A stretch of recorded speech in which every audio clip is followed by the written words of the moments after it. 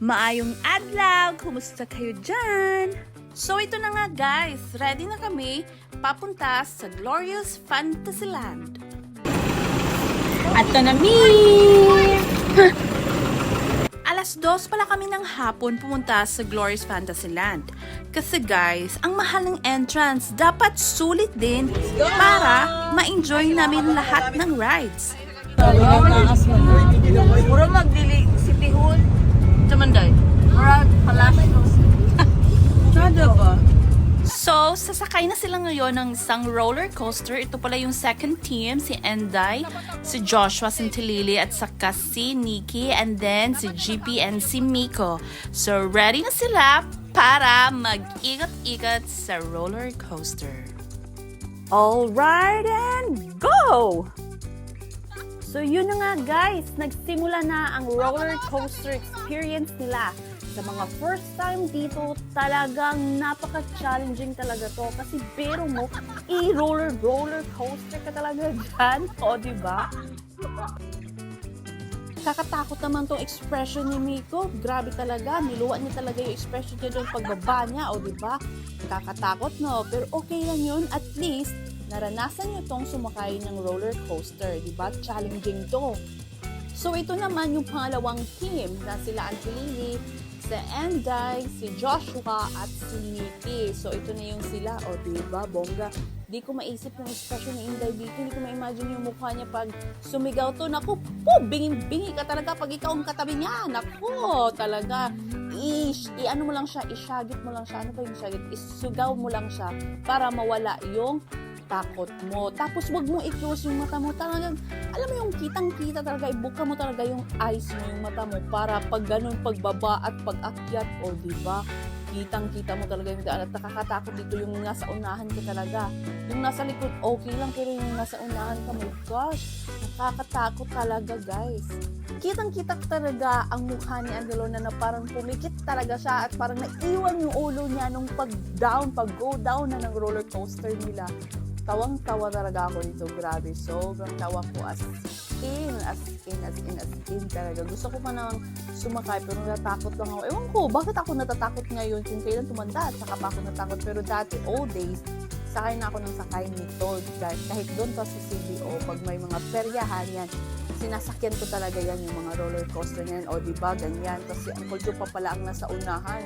Yun pa namang nasa unahan, nakakatakot talaga kasi kitang-kita mo talaga yung pag-akyat at pagbaba ng roller coaster mo. Alam mo yung daan, nakikita mo talaga, ganun. Pero ang style kasi dyan, pipikit ka lang, tapos hawak ka lang talaga dun sa ano mo, doon sa may harapan, di ba? May hawakan naman yun. Humawak ka lang talaga doon.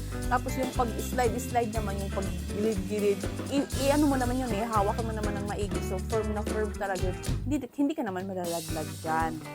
So, ayun na nga, nakatapos rin sa wagas. Tapos si Dudong, parang bukas ang zipper niya at inayos ni Mami Lorna. So, ito na nga, ang last batch, but not the least. Sino nga ito? Si Inday Marjolaine, tsaka si Uncle Paterno, and si Brydon. O, yun na yun. Tapos dito na naman kami sa may, anong tawag sa ganito nga? Parang ikot-ikot lang. Kasi yung kids, hindi pa sila masyadong nag-enjoy. So, gusto nilang sumakay dyan. Ito naman si Jai Mars at si Bri. And then yung nasa likod si Ismoy. And then dito sa harapan is si Dodong naman. So, ito na guys. Ipi-play ko lang to ha, para sa inyo. Okay?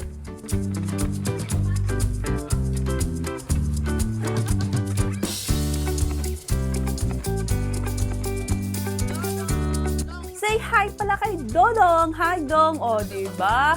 Oh, ang sarap ng smile ni Dodong. Nakasakay din sa wagas.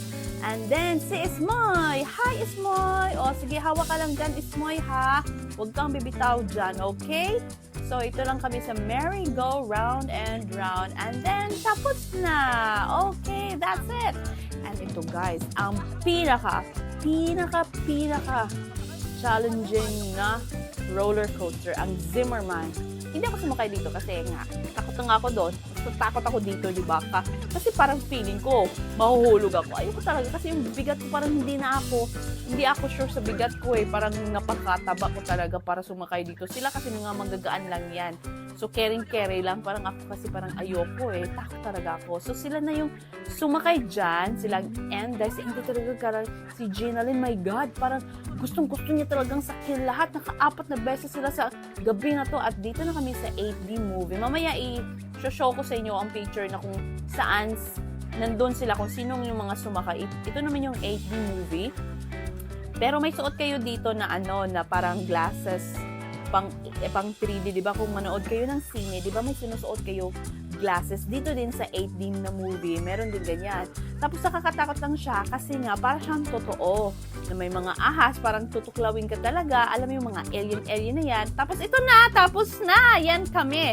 Kami lang ang naka-occupy dyan. At the next namin is yung Snow World.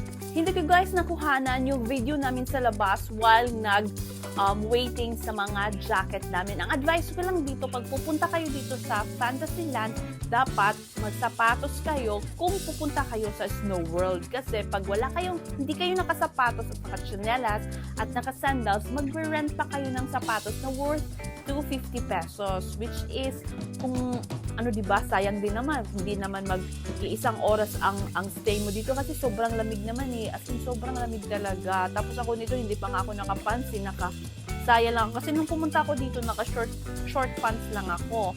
And then, meron akong jacket na pang, tas dinala ko. Tapos, meron naman silang jacket na ibibigay talaga. Yan na yung father ko and then yung mother ko. Lahat naman kami pumasok dito. Pero, naiwan silang Inday. Kasi nga, hindi siya nakasapatos, I think. Hinintay pa niya si Auntie Lorna para mag-switch sila ng sapatos. Parang something like that.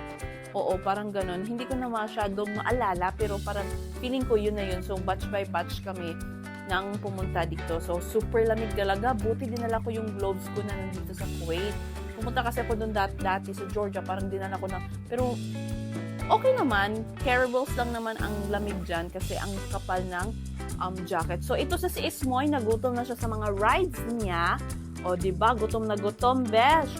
Tapos, isa din to. Sabi nila, te, pwede ba tayong mag-snack muna doon? O, yun.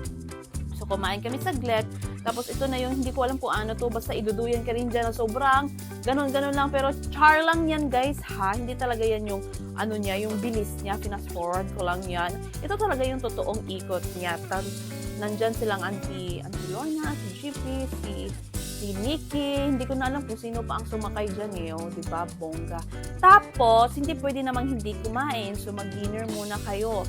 Pero, ang advice ko, pag nagra-rides kayo, huwag kayong magparami ng kain. Kasi pag nandun kayo sa loob, baka masuka kayo, maduwal kayo. So, ito yung foods namin. Package din yan siya. And then, may tahong. Yan yung tahong. Hilaw yan. Tigaan mo lang siya ng lemon. Ay, hindi siya lemon.